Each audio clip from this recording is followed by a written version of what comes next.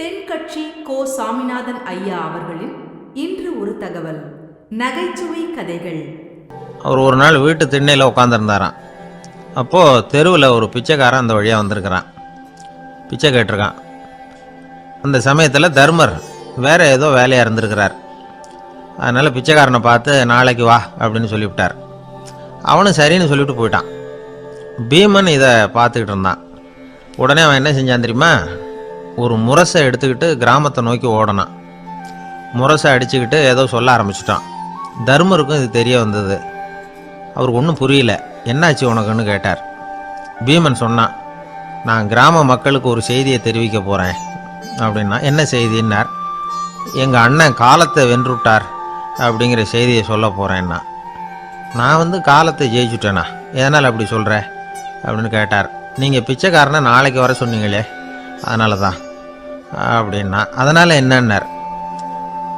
நீங்கள் அவனை நாளைக்கு வான்னு சொன்னீங்க, நீங்கள் நிச்சயமாக நாளைக்கு இருப்பீங்களா? அந்த பிச்சைக்காரனை நாளைக்கு உயிரோடு இருப்பானா? நாளைக்கு நீங்கள் இருந்தாலும் பிச்சை போடக்கூடிய மனோபாவம் உங்களுக்கு இருக்குமா? பிச்சை நிச்சயம் போடுவீங்களா? நாளைக்கு வரைக்கும் அவன் பிச்சைக்காரனாகவே இருப்பாங்கிறது என்ன நிச்சயம்? நாளைக்கு உங்கள் சந்திப்பு நிச்சயம் நடக்குமா? அதனால தான் நீங்கள் காலத்தை ஜெயிச்சுட்டீங்க அப்படின்னு சொல்லி அவ்வளோ நிச்சயமாக நான் முடிவு பண்ணிவிட்டேன். அப்படி நீங்கள் நினச்சதுனால தான் அவனை நாளைக்கு வர சொல்லியிருக்கிறீங்க. இது எவ்வளோ பெரிய விஷயம். இதை மற்றவங்களுக்கு சொல்லாமல் இருக்கலாமா? நேரம் ஆகிட்டுது, நான் உடனே ஊருக்குள்ளே போய் இதை சொல்லணும். தாமதிக்க முடியாது. ஏன்னா இந்த நேரம் கடந்துட்டுதுன்னா அடுத்த நாழிகை எனக்கு கிடைக்குங்கிறது நிச்சயம் இல்லை அப்படின்னு பீமன் சொல்லி முடிச்சுட்டு புறப்படுறதுக்கு தயாரானான். தர்மர் அவசரமாக குறுக்கிட்டார். தம்பி, கொஞ்சம் பொறு, நான் தவறு பண்ணிட்டேன். பரிபூர்ண சுதந்திரம் பெற்ற மனிதன் தான் அப்படி பேச முடியும், அப்படி வாக்குறுதி தர முடியும். அந்த பிச்சைக்காரனை இப்போவே கூப்பிடு, ஏதாவது உடனே கொடுத்து அனுப்பி வச்சு விட்றேன். நாளைக்கு என்ன நடக்குங்கிறது யாருக்கு தெரியும் அப்படின்னார். இந்த கதையிலேருந்து நாம் உணர்ந்து கொள்ள வேண்டிய உண்மை என்ன தெரியுமா? நிகழ்காலம் ஒன்று தான் நம்ம கையில் இருக்கிறது. அதை தவற விடாமல் சரியாக பயன்படுத்திக்கணும். கடந்த காலங்கிறது திரும்பி வர போகிறதில்ல. எதிர்காலங்கிறது இப்போ நம்மக்கிட்ட கிடையாது. அதனால் நிகழ்காலத்தை தான் நாம் பயன்படுத்திக்க முடியும். ஒரு ஊரில் ஒரு சோதிடர் இருந்தார். அவர் எதிர்காலத்தை பற்றி அதிகமாக சொல்லிக்கிட்டு இருப்பார். அவருடைய சோதிடத்தை எப்படியாவது பொய்யாக்கி போடணும் அப்படின்னு சொல்லி 2 இளைஞர்கள் தீர்மானம் பண்ணிட்டாங்க. அதுக்காக ஒரு திட்டம் போட்டாங்க. அது குளிர்காலம். ஒரு இளைஞன் பெரிய கோட்டு ஒன்று சட்டைக்கு மேலே போட்டுக்கிட்டான். அந்த மேல் கோட்டுக்குள்ளே ஒரு புறாவை மறைச்சி வச்சுக்கிட்டான். 2 பேரும் அந்த சோதிடர் வீட்டுக்கு போகிறாங்க. அவரை பார்த்தாங்க. இதை பாருங்கள், இந்த கோட்டுக்குள்ளே ஒரு புறாவை மறைச்சி வச்சுருக்குறோம். அந்த புறா இப்போ உயிரோடு இருக்கா, இறந்து போச்சா, இதை நீங்கள் சொல்லணும். சரியாக சொல்லிவிட்டா உங்கள் ஜோசியத்தை நம்புகிறோம் அப்படின்னாங்க. இவங்க மனசுக்குள்ளே என்ன திட்டம்னா, புறா உயிரோடு இருக்குன்னு அவர் சொல்லிவிட்டார்னா அப்படியே கையால் அமைக்க அதை கொண்டு விட வேண்டியது. புறா உயிரோடு இல்லைன்னு சொல்லிவிட்டார்னா அப்படியே உயிரோடு எடுத்து காட்டிவிட வேண்டியது. இதுதான் அந்த இளைஞர்களோட திட்டம். அவர் என்ன பதில் சொன்னாலும் அவர் சொல்கிறது பொய்ன்னு நிரூபணம் பண்ணிவிடலாம்ல. இதுதான் அவங்க நம்பிக்கை. இந்த சோதிடர் எல்லா வகையிலையும் தப்பிக்க முடியாதுன்னு அவங்க நம்பினாங்க. ஆனால் அந்த சோதிடர் சொன்ன பதில் இவங்களை திகைக்க வச்சுட்டுது. அவர் என்ன சொன்னார் தெரியுமா? உங்கள் கோட்டுக்குள்ளே இருக்கிற புறா உயிரோடு இருக்கா, செத்து போச்சா அப்படின்னு தானே கேட்குறீங்க. அது உங்கள் கையில் இருக்குது. அது சாகவும் இல்லை, உயிரோடவும் இல்லை. அந்த பறவையின் வாழ்வும் சாவும் உங்கள் கையில் தான் இருக்குன்னார். இவங்க தோல்வியை ஒத்துக்கிட்டாங்க. இந்த கதையை நமக்கு ஒரு உண்மையை உணர்த்துது. இன்றைய இளைஞர்கள் எதிர்காலங்கிற பறவையை தங்களுக்குள்ளே வச்சிருக்கிறாங்க. அந்த பறவையின் வாழ்வும் தாழ்வும் அவங்க கையில் தான் இருக்குது. நமது வாழ்க்கைங்கிறது நமது கையில். நாம் நல்லா இருக்கிறதும் இல்லாமல் போகிறதும் நாம தான் காரணம். ஒரு மருத்துவமனை படுக்கையில் கிடந்த நோயாளி சொன்னார், டாக்டர், என்னோட வாழ்வும் சாவும் உங்கள் கையில் தான் இருக்குது. ஏன்னா இப்போ எனக்கு ஆப்ரேஷன் பண்ண போகிறது நீங்கள் அப்படின்னார். பயப்படாதீங்க, எல்லாம் நாங்கள் பார்த்துக்குறோம்னார் டாக்டர். அதுக்குள்ள டாக்டர், நான் இது வரைக்கும் ஆஸ்பத்திரி பக்கமே வைத்தியத்துக்குன்னு வந்ததில்லை. இதுதான் எனக்கு முதல் ஆப்ரேஷன், அதுதான் பயமாக இருக்குன்னார் நோயாளி. டாக்டர் சொன்னார், எனக்கும் இதுதான் முதல் ஆப்ரேஷன், அதுக்காக நான் என்ன பயப்படுறேன்னா பாருங்க, தைரியமாக இருங்கன்னார். அதனால் நம்ம வாழ்க்கையை நாம் தான் தீர்மானிக்கணும். அப்படி அதை தீர்மானிக்கிற பக்குவம் நமக்கு வந்துட்டுதுன்னா வாழ்க்கையில் வெற்றி நிச்சயம். ஒரு பூங்கா. அங்கே ஒருத்தர் நின்றுட்டு இருக்கிறார். நின்றுக்கிட்டே ஏதோ ஆழ்ந்த யோசனையில் இருக்கிறார். அந்த பக்கமாக இன்னொருத்தர் வந்தார். இவரை கவனித்தார். என்ன யோசனைன்னு கேட்டார். எப்படி எழுந்திருக்கிறதுன்னு யோசனை பண்ணிகிட்டு இருக்கிறேன்னாரு அவர். கேட்டவருக்கு ஒரு மாதிரி ஆயிட்டுது.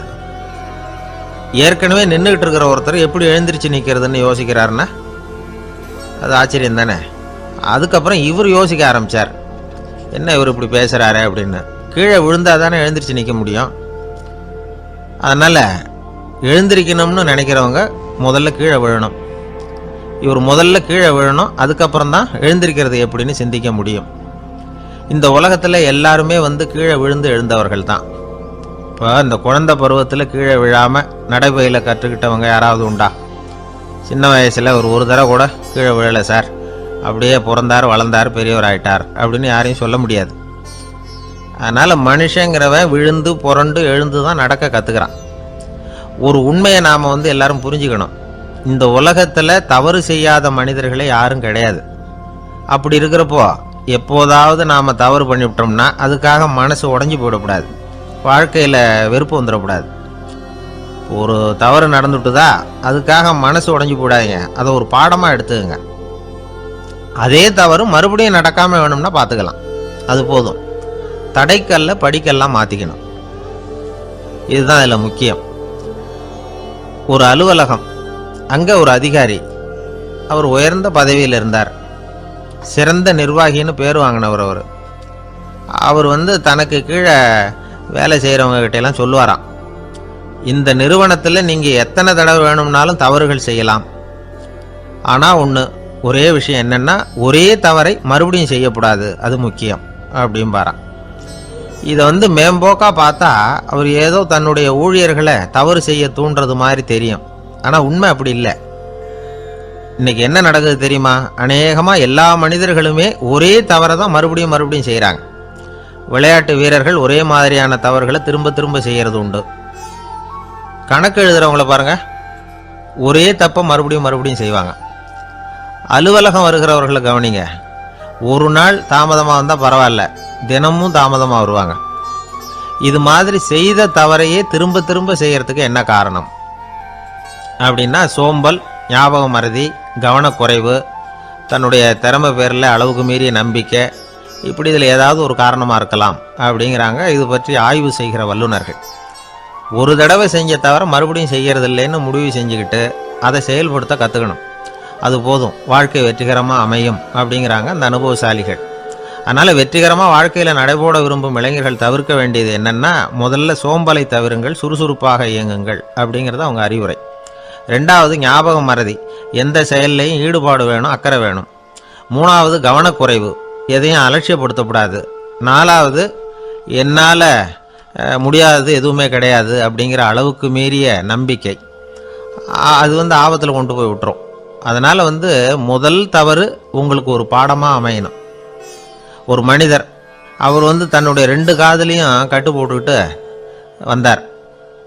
அவருடைய நண்பர் அதை கவனிச்சுட்டார். என்ன சார் ஆச்சு, 2 காதுலையும் கட்டு போட்டுருக்கீங்களே அப்படின்னு விசாரித்தார். ஒன்றுமில்லை சார், வீட்டில் ரொம்ப ஆர்வமாக டிவியில் கிரிக்கெட் மேட்ச் பார்த்துக்கிட்டு இருந்தேன்.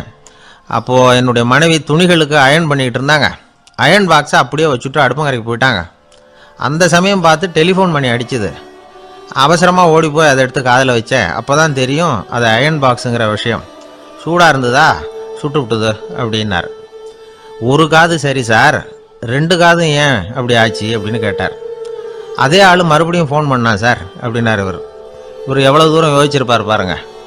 அதனால் ஒரு தவறு மறுபடியும் நடக்கக்கூடாது, முதல் தவறு உங்களுக்கு ஒரு பாடமாக அமையட்டும் அப்படிங்கிறது தான் இதிலிருந்து நாம் தெரிந்து கொள்ள வேண்டிய கருத்து. அதனால் தவறுகள் அதெல்லாம் தடைக்கெல்லாம் நினைக்க வேண்டாம், படிக்கெல்லாம் நினைப்போம். அப்படி நினச்சோம்னா வாழ்க்கையில் வெற்றி நிச்சயம். கொஞ்சம் தூரத்தில் நாம் நிற்கிறோம், எட்டத்தில் இருந்துக்கிட்டு அவரை கவனிக்கிறோம். அவர் ஃபோனில் பேசுகிறத, அவர் பேசுகிற வார்த்தைகள் என்ன அப்படிங்கிறது நம்ம காதில் விழலை. ஆனாலும் அவர் பேசிக்கிட்டு இருக்கிறது நல்ல செய்தியா கெட்ட செய்தியா அப்படிங்கிறத நம்மளால் யூகிக்க முடியும். மகிழ்ச்சியான செய்தியை பேசும்போது முகம் மலருது, புன்னகை பூக்குது. இதில் ஒன்று நீங்கள் கவனிக்கணும், தொலைபேசியில் நாம் பேசுகிறப்போ நம்மோட பேசுகிறவர் எதிரில் இல்லை. அவர் தொலைபேசி வழியாக நம்ம குரலை மட்டும்தான் கேட்க போகிறார், நம்ம முகத்தை அவர் பார்க்க போகிறதில்ல. அப்படி இருந்தும் அப்போ நம்ம முகம் ஏன் மலரணும் அப்படின்னா இதுதான் உடல் மொழி, பாடி லாங்குவேஜ் அப்படின்னு சொல்கிறாங்க. நம்ம அறியாமலேயே நம்ம உடம்பு செய்திகளை தெரிவிக்குது பாருங்க, அதுதான் உடல் மொழி. ஒரு மனிதர் தொலைபேசியில் பேசிக்கிட்டு இருக்கிறத நீங்கள் தூரத்திலிருந்து கவனிச்சுக்கிட்டே அவர் நண்பரோட பேசுகிறாரா, மனைவியோட பேசுகிறாரா, குழந்தையோட பேசுகிறாரா, இல்லை மேலதிகாரிகிட்ட பேசுகிறாரா, அல்லது அவருக்கு கீழே பணிபுரிகிறவர்கள்கிட்ட பேசுகிறாரா அப்படிங்கிறத கண்டுபிடிக்கலாம். அதுக்கு காரணம் அவருடைய உடல் மொழி. இந்த உடல் மொழி கூட நம்ம வாழ்க்கையின் முன்னேற்றத்துக்கு பயன்படும்.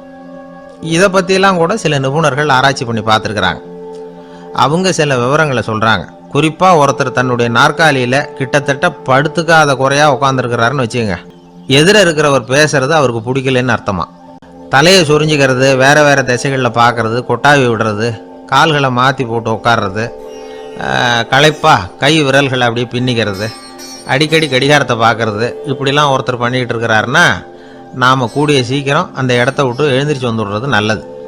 ஏன்னா இதெல்லாம் அவருடைய சலிப்பு, சோர்வு, ஆர்வமின்மை இதுக்கு அடையாளங்கள். நம்முடைய பேச்சு அவரை சலிப்படைய வச்சுட்டுதுன்னு அர்த்தம். அவர் ரொம்பவும் சோர்ந்து போயிட்டாருன்னு பொருள். நம்முடைய பேச்சில் அவருக்கு ஆர்வம் இல்லைன்னு அர்த்தம். அதே நேரத்தில் நாற்காலியின் நுனியில் அமர்ந்து உடலை முன்னுக்கு நகர்த்தி எதிர இருக்கிறவரின் கண்களை பார்த்துக்கிட்டே பேசினாலும் சரி அல்லது பேச்சை கேட்டாலும் சரி, உங்கள் பேரில் மற்றவங்களுக்கு உள்ள பிடிப்பு அதிகரிக்கும். நாம் எப்படிப்பட்டவருங்கிறத நம்ம உடம்பும் நடை உடை பாவனையும் அடுத்தவங்களுக்கு காட்டி கொடுத்துரும். உங்கள் உடம்பு, உங்கள் பார்வை, நடை, உட்கார்ற விதம், இதை வச்சுக்கிட்டே நீங்கள் பொறுப்புள்ளவரா, முரடரா, அலட்சியமானவரா, மரியாதை தெரிஞ்சவரா, அடக்கமானவரா, நம்பிக்கைக்கு உரியவரா, நாணயம் இல்லாதவரா, பயந்தவரா, திறமைசாலியா, அப்பாவியா அப்படிங்கிறதையெல்லாம் கண்டுபிடிச்சிடலாம். அதனால் இந்த உடல் மொழியை புரிஞ்சுக்கிட்டு நம்மளை கொஞ்சம் சரிப்படுத்திக்கிட்டோம்னா வாழ்க்கையில் சுலபமாக பல காரியங்களை சாதிக்க முடியும். ஒரு மனநல மருத்துவமனை, அங்கே ஒருத்தர் ஒரு நாற்காலியில் உட்காந்துக்கிட்டு கார் ஓட்டுறது மாதிரி அப்படி பாவனை பண்ணிகிட்டு இருந்தார். ஸ்டேரிங்கை திருப்புறது மாதிரி, பின்னாடி வர்ற வண்டியை நிற்க சொல்கிறது மாதிரி, அப்புறம் இவர் ஒதுங்கிக்கிட்டு அவருக்கு வழி விடுறது மாதிரி, இப்படிலாம் சேட்டைகள் பண்ணிக்கிட்டு இருந்தார் மனநல மருத்துவமனையில். இதை பார்த்துக்கிட்டு இருந்த ஒருத்தர் பக்கத்தில் இருந்த இன்னொருத்தர்கிட்ட கேட்டார், இவர் ஏன் இப்படி பண்ணுறாரு, இவருக்கு ஏன் அப்படி வந்தது நிலைமை அப்படின்னு சொல்லி அவர் விசாரித்தார். அப்போ அவர் விவரம் சொன்னார். வேறு ஒன்றும் இல்லைங்க, இவருக்கு கார் ஓட்டணும்னு ஆசை ரொம்ப காலமாக, அது நிறைவேறாமல் போயிட்டுது. அதுக்கப்புறம் அவர் மனநோயாளியை மாறிட்டார். இங்கே அழைச்சிட்டு வந்தாங்க. இங்கே அழைச்சிட்டு வந்ததுலேருந்து அப்படி தான் பண்ணிகிட்டு இருக்கிறார். அப்போ கார் ஓட்டுறது மாதிரிலாம் பாவனை பண்ணிகிட்டு இருப்பார், திருப்புறது மாதிரி பண்ணுவார், பின்னாடி வர்றவங்களுக்கு இடம் விடுவார், இப்படிலாம் செய்கிறார் அப்படின்னு விவரம் சொன்னாங்க. நீங்கள் சொல்லப்படாதா, இப்போ நீங்கள் கார் ஓட்டலை, வெறும் நாற்காலியில் தான் உட்காந்துருக்குறீங்க அப்படின்னு நீங்கள் சொல்லப்படாதா அவருக்கு அப்படின்னு கேட்டாங்க. அது முடியாதுங்க, ஏன்னா அந்த காரை கழுவுறதுக்காக அவர் தினமும் எனக்கு 10 ரூபா கொடுத்துக்கிட்டு இருக்கிறார் அப்படின்னாராம் அங்கே வேலை செஞ்சுக்கிட்டு இருந்த ஒருத்தர். அதனால் வாழ்க்கையில் நாம் இந்த உடல் மொழியை புரிஞ்சுக்கணும். உடல் மொழிங்கிறது இப்போ ஆரம்பத்தில் சொன்னது மாதிரி அந்த தொலைபேசியில் பேசுகிறவங்கள தூரத்திலேருந்து பார்த்தாவே அவர் யாருக்கிட்ட பேசுகிறார், என்ன பேசுகிறாருன்னு தெரியும். நம்ம முகத்தை நல்லா வச்சுக்கணும். உடல் மொழியை நம்ம புரிஞ்சுக்கிட்டு பயன்படுத்த ஆரம்பித்தோம்னா எந்த முயற்சி பண்ணினாலும் அதில் வெற்றி நிச்சயம். பிரிட்டிஷ் ஆட்சி நடந்துக்கிட்டு இருந்த காலம் 1920களின் கடைசி. அப்போ நடந்த ஒரு உண்மை நிகழ்ச்சி இது. ஒரு கல்யாண மாப்பிள்ளை ரயிலில் இறங்க போகிறார். அவரை வரவேற்க ஒரு ராஜ குடும்பமே காத்துக்கிட்டு இருக்குது. மங்களூர்லேருந்து இறங்குற அந்த மாப்பிள்ளை யார் தெரியுமா? ஒரு நாய். உண்மைதான், அந்த நாய்க்கு தான் கல்யாணம். சுதேசி சமஸ்தானத்து மன்னர்களில் ஒருத்தர் ஜூனாகட் மகாராஜா. அவரோட வளர்ப்பு நாய் ரோஷனாரா. அதுக்கு கல்யாணம் பண்ணி வைக்கணும்னு ஆசைப்பட்டார். மாப்பிள்ளை தேடினார். மங்களூர் மகாராஜாவோட வளர்ப்பு நாய் ஒன்று இருந்தது, பேரு பாபி. இது ரெண்டுக்கும் கல்யாணம் நடத்த முடிவு பண்ணார். திருமணத்துக்கு வேண்டிய எல்லா ஏற்பாடுகளையும் பண்ணுங்க அப்படின்னு உத்தரவு போட்டார். ஆயிரக்கணக்கான அழைப்புதழ்கள், பல சமஸ்தான மன்னர்கள், ஜமீன்தார்கள், பிரிட்டிஷ் அதிகாரிகள், பெரிய பணக்காரங்க, இப்படி நிறைய பேருக்கு அழைப்புதழ்கள் அனுப்பி வச்சாங்க. பத்திரிகையை பார்த்தவங்கெல்லாம் திகைச்சு போயிட்டாங்களாம். இருந்தாலும் என்ன பண்ணுறது, ராஜாவே அழைக்கிறார், போகாமல் இருக்க முடியுமா? அந்த சமயத்தில் நாட்டின் கவர்னர் ஜெனரலாக இருந்தவர் இர்வின் பிரபு, அவருக்கும் ஒரு பத்திரிகை போயிருக்குது. வாங்கி பார்த்ததும் அவருக்கு பயங்கர எரிச்சல். உடனே குப்பை தொட்டியில் போட்டுவிட்டாராம். மாட்சிமை தங்கிய பிரிட்டன் சக்கரவர்த்தியின் பிரதிநிதியான தன்னை கேவலம் ஒரு நாயின் திருமணத்துக்காக அழைக்கிறதா அப்படின்னு அவருக்கு ஆத்திரம். இருந்தாலும் கல்யாணம் பிரமாதமாக நடந்துதான். கல்யாணத்தன்னைக்கு பொண்ணுக்கு ஸ்பெஷல் குளியல், தண்ணீருக்கு பதிலாக வாசனை திரவியங்கள், பன்னீர், குளித்ததுக்கு அப்புறம் அலங்காரம், வைர மாலை, முத்து மாலை, ஏகப்பட்ட அலங்காரம். மாப்பிள்ளையை அழைக்கிறதுக்கு ரயில்வே ஸ்டேஷனில் ராஜ குடும்பமே காத்துக்கிட்டு இருக்குது. அவங்களோட வளர்ப்பு நாய்கள் 250. அத்தனை நாய்களுக்கும் பட்டு துணி போத்தி இருக்குது. முத்து வடங்கள் அணிவிச்சிருக்கிறாங்க. எல்லாம் ராஜ நாய்கள். அதுகளையும் வீதியில் நடக்க விடலையாம். அதுகளை சுமந்துக்கிட்டு போக அலங்கரிக்கப்பட்ட யானைகள் காத்துக்கிட்டு இருக்குதாம். மாப்பிள்ளைக்கு வரவேற்பு எப்படி தெரியுமா? அது நடந்து வர்ற பாதை பூரா ரத்தன கம்பளம் விரிச்சிருக்குது. 2 பக்கமும் ராஜாங்க அதிகாரிகள் கைகட்டி நிற்கிறாங்க. அரசு படை வீரர்கள் அணிவகுப்பு மரியாதை செலுத்துகிறாங்க. அந்த நாய் ராஜ மரியாதையோடு நடந்து வருது. நகையெல்லாம் போட்டுக்கிட்டு வருது. அது திருமண மண்டபத்துக்கு வந்து சேருது. அங்கே கல்யாணம் அமோகமாக நடக்குது. இந்த திருமணத்தை முன்னிட்டு அந்த ஜூனாகட் சமஸ்தானத்துக்கு 3 நாள் விடுமுறை வேறு. கல்யாணத்துக்கு வந்திருந்தவங்களுக்கெல்லாம் ஏக தடபுடலாக விருந்து, நாட்டியம் எல்லாம் பிரமாதமாக நடந்து தான். இந்த கல்யாணத்தில் கலந்துக்க வந்திருந்த மற்ற சமஸ்தானத்து மன்னர்கள், திவான்கள், அரச குடும்பத்தினர், இப்படி அவங்க 700 பேராம். அவங்க வந்து போகிறதுக்காக விசேஷ ரயில்கள்லாம் வேற விட்டுருக்காங்க. கல்யாணம் முடிஞ்சதும் அந்த நாய் தம்பதிகளோட பெரிய பெரிய மன்னர்கள்லாம் ஒன்றா உட்காந்து சாப்பிட்டாங்களாம். ஏர் கண்டிஷன் அறையில் அந்த தம்பதிகள் கொஞ்ச காலம் வாழ்ந்துருக்குறாங்க. கொஞ்ச நாளில் மாப்பிள்ளைக்கு மரியாதை குறைய ஆரம்பிச்சுட்டுது. வெளியில் துரத்தி விட்டாங்களாம். அந்த பெண் நாய் மட்டும் ராஜ போகங்களை அனுபவித்து வந்து தான்.